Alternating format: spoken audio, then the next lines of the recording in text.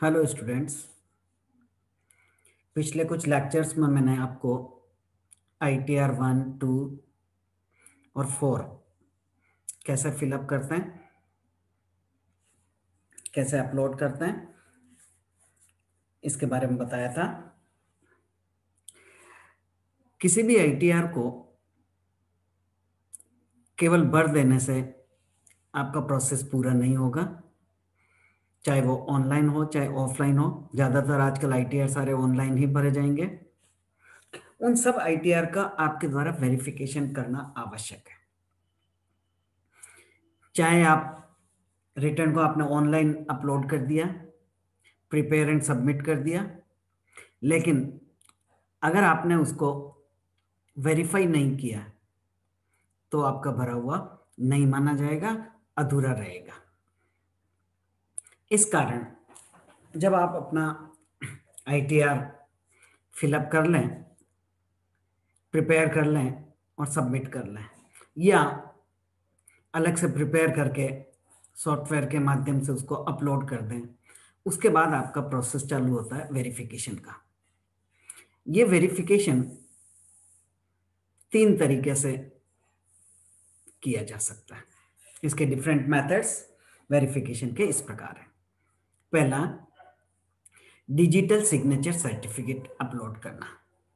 आपने अपना रिटर्न भर दिया, सबमिट कर दिया, उसके बाद आप उसको वेरीफाई करने के लिए आपने अपने जो डिजिटल सिग्नेचर बना रखे हैं, इसका एक डिजिटल सिग्नेचर बनाने का एक सिस्टम होता है, उसकी एक यूटिलिटी होती है, जिप होती है, और एक सॉफ्टवेयर जनरेट किया हुआ होता है।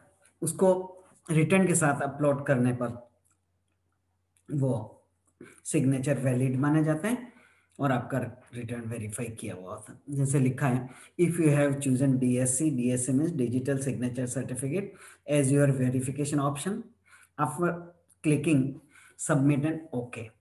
जब रिटर्न आपने सबमिट कर दिया और ओके कर दिया तो एक डायलॉग बॉक्स आपका दिखेगा फॉर डिजिटल सिग्नेचर, यदि आपने ये ऑप्शन शुरू में चूज किया है तो।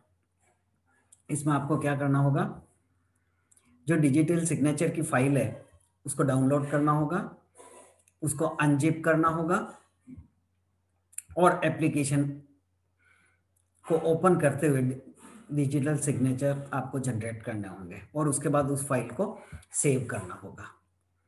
इस प्रकार सेव करने के बाद आप सबमिट ITR फॉर्म ऑनलाइन इसे क्लिक करेंगे तो आपके डिजिटल सिग्नेचर उस पर मान लिए जाएंगे और आपका वेरिफिकेशन का प्रोसेस पूरा हो जाएगा। अब जब ये प्रोसेस पूरा हो जाता है तो उसके बाद आपको अलग से एक्नॉलेजमेंट डाउनलोड करके अपनी फाइल में रखना है, उस पर सिग्नेचर करके वापस कहीं पर वेरीफाइड करके भेजने की जरूरत नहीं है। आपका पूरा प्रोसेस कंप्लीट हो चुका है, वेरीफाई हो चुका है। लेकिन ये वेरीफाई करने से पहले आपको अगर लगता है कि कुछ चेंज आवश्यक है तो verify submit and ITR form online करने से पहले उसको बैक बटन पर क्लिक करें। ब्लैक बटन करने पर आपका पूरा नाम, पूरा रिटर्न आ जाएगा, उसमें जहां आपको चेंजेस करना है चेंजेस कर सकते हैं और उसके बाद वापस वही प्रोसेस लागू करके आपका वेरीफाई किया जा सकता है। दूसरा मेथड है आधार OTP। डिजिटल सिग्नेचर कुछ कंपनीज जो अथॉरिटीज हैं कंपनीज के, ज़्यादातर वो लोग उसको यूज़ करते हैं, संस्था वाले इसको यूज़ करते हैं। आम पब्लिक के लिए ये दूसरा ऑप्शन ज़्यादा सूटेबल है। ज़्यादातर जो ITR भरते हैं वो आधार OTP से इसको वेरीफाई करते हैं। इसमें आपको क्या करना है, अगर रिटर्न भरते समय आपने शुरू में ये ऑप्शन चूज़ किया है तो जब आप अपना रिटर्न फिलअप करके सबमिट कर चुके हैं तो फिर वेरिफिकेशन ऑप्शन के लिए आपसे आधार OTP वेरीफाई करने के लिए कहा जाएगा। If you have chosen Aadhaar OTP as your verification mode, after clicking submit and okay a dialog box appear. जब आप सबमिट ओके करोगे तो एक डायलॉग बॉक्स दिखाई देगा, उसमें आपसे पूछा जाएगा तो आपको उसमें ओके करना है। I would like to generate Aadhaar OTP now, इसको आप क्लिक करोगे तो आपका आधार ओटीपी आपका जनरेट हो जाएगा और आप आधार में जो आपने मोबाइल नंबर दे रखा है उस पर आपको ओटीपी आ जाएगा। जब ये आपका आधार ओटीपी आ जाए आपके मोबाइल पर, तो उस आधार ओटीपी को जो डायलॉग बॉक्स है उसमें स्पेस दिया हुआ आएगा, उस पर आपको फिलअप करना है। ये ओटीपी 60 सेकेंड्स के लिए वैलिड, जो उसमें स्पेसिफिक टाइम है उतने टाइम के लिए ये वैलिड है। मान लीजिए आपका 60 सेकेंड है तो आप 60 सेकेंड के अंदर अंदर उस ओटीपी को उस पर्टिकुलर स्पेस पर आपको फिट करना है। अगर उसमें टाइम 2 मिनट है तो 2 मिनट के भीतर भीतर आपको सबमिट करना है। नहीं, लेट होने पर आपको फिर से आधार ओटीपी जनरेट करना होगा।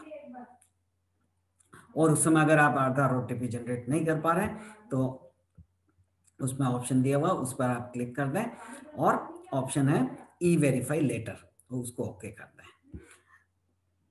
यदि आपका आधार ओटीपी जनरेट हो गया है और आपने उसको फिलअप कर दिया है, ओके कर दिया है, तो आपका प्रोसेस पूरा मान लिया जाएगा, आपका रिटर्न फाइल किया हुआ मान लिया जाएगा।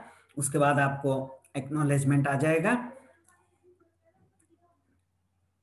और एक्नॉलेजमेंट को आप डाउनलोड करके आप अपनी फाइल में लगा सकते हैं। लेकिन ई वेरीफाई करने से पहले, आधार ओटीपी सबमिट करने से पहले, अगर आपको लगता है कि इसमें कहीं कोई चेंज करने की गुंजाइश है, चेंज किया जा सकता है, तो फिर उसको कैंसिल करके आपके रिटर्न में जो भी चेंज करना हो करके पुनः ये प्रोसेस दोहराते हुए आप इसको वेरीफाई कर सकते हैं।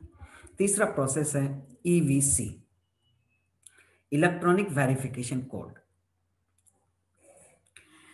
ये pre-validate bank account details, pre-validate demat account, already generated EVC through my bank account या थ्रू ATM। आपने आधार सॉरी आपने रिटर्न फाइल करते समय यदि इन बैंक अकाउंट के थ्रू आते हैं, इनकम टैक्स की इस साइट पर आप अपने बैंक अकाउंट के थ्रू ई फाइलिंग साइट पर आते हैं, तो आपका ये इलेक्ट्रॉनिक वेरिफिकेशन अपना आप जनरेट किया हुआ मान लिया जाएगा और सबमिट आईटीआर अगर आप करते हैं तो आपका आईटीआर सबमिट हो जाएगा और उसके बाद आपका एक्नॉलेजमेंट जनरेट हो जाएगा और आपका काम पूरा हो जाएगा। लेकिन अगर आप ये इन बैंक्स अकाउंट जो डीमैट अकाउंट है, बैंक अकाउंट है, इनके थ्रू नहीं खोलते हैं इसको, इनकम टैक्स के साइट को, आप डायरेक्ट इस साइट को खोलते हैं और आप चाहते हैं कि इलेक्ट्रॉनिक वेरिफिकेशन कोड के थ्रू हम इसको सबमिट करें, तो इसको सबमिट करना होगा। उसमें बैंक का नाम आपको भरना होगा, तो वो बैंक के थ्रू वापस आपसे ओटीपी मांगते हुए इसको खुलवाएंगे। तो आपको बैंक के थ्रू खोल के वहाँ पर जो ओटीपी आएगा उसको सबमिट करेंगे तो आप ई फाइलिंग साइट खुल जाएगी और उसके थ्रू आप वापस इसको वेरीफाई कर सकते हैं। ये बैंक अकाउंट चाहे ऑनलाइन बैंकिंग के थ्रू खोलें, चाहे ऑनलाइन डीमेट अकाउंट के थ्रू खोलें या एटीएम के थ्रू खोलें, वहाँ आपका जो कोड है वो भर के इसको वेरीफाई आप कर सकते हैं।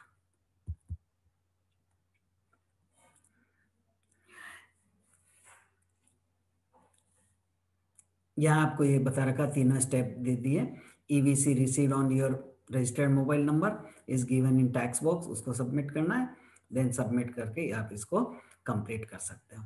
और अगर आपको लगता है कुछ चेंज करना है तो कैंसिल करते हुए वापस रिटर्न फॉर्म में आवश्यक चेंजेज कर सकते हो।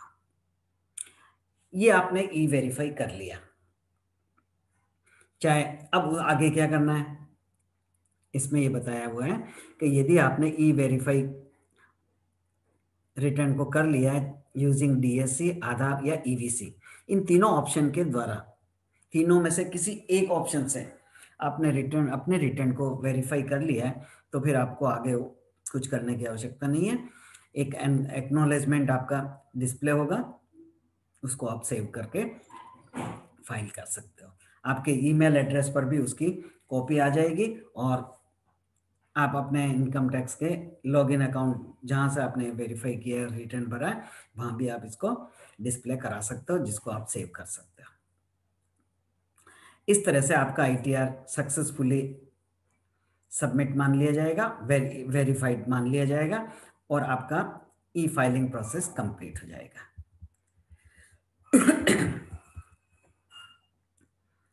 आपको अलग से कंफर्मेशन करने के लिए कुछ भी भेजने की आवश्यकता नहीं है। आपकी कंफर्मेशन मेल आपको ईमेल एड्रेस पर प्राप्त हो जाएगी। अगर आप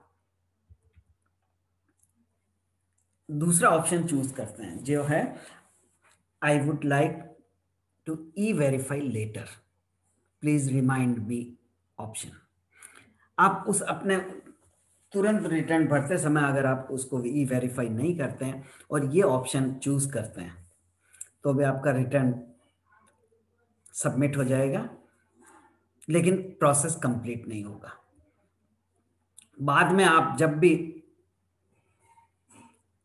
इसको ई वेरीफाई करना चाहें तो वही प्रोसेस से आप अपना लॉगिन अकाउंट खोलेंगे, उसमें टैब आएगा ई वेरीफाई, उसको क्लिक करेंगे तो वही तीनों प्रोसेस में से जो भी प्रोसेस आप करना चाहें उसको कंप्लीट करके इसको बाद में कंप्लीट कर सकते हो। अगर आप ई वेरीफाई नहीं करना चाहते हैं बाद में, तो आप एक्नॉलेजमेंट जनरेट कर सकते हैं, जो आपके income tax e filing site के लॉगिन करने से प्राप्त हो जाएगा। आप अपने अकाउंट को लॉगिन करें, आप उसमें एक्नॉलेजमेंट जनरेट का ऑप्शन यूज कर सकते हो। एक्नॉलेजमेंट ऑप्शन यूज करते हुए आप इसको जनरेट कर सकते हो। आप अपने ट्रांजैक्शन आईडी नंबर डालते हुए जनरेट कर लें। उसको जनरेट करने के बाद यदि आप चाहते हो कि हम ई वेरीफाई नहीं करें, मैन्युअल ट्रांजैक्शन करें, तो उसको आपको प्रिंट करना होगा। प्रिंट करने के बाद उस पर आप अपने मैन्युअल सिग्नेचर करेंगे, और सिग्नेचर करने के बाद उसको central processing unit income tax department Bangalore CPC Bangalore को आपको रिटर्न सबमिट करने के 120 दिन के अंदर अंदर आपको इसको भेजना होगा। एड्रेस यहाँ नीचे दिया हुआ है।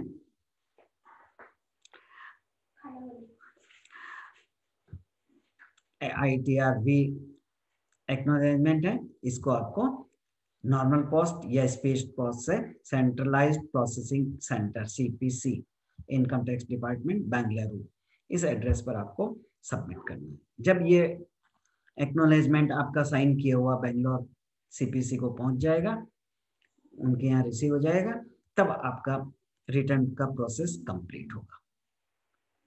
इसमें आपको काफी कुछ टाइम लगता है, मेहनत अलग से करनी होती है।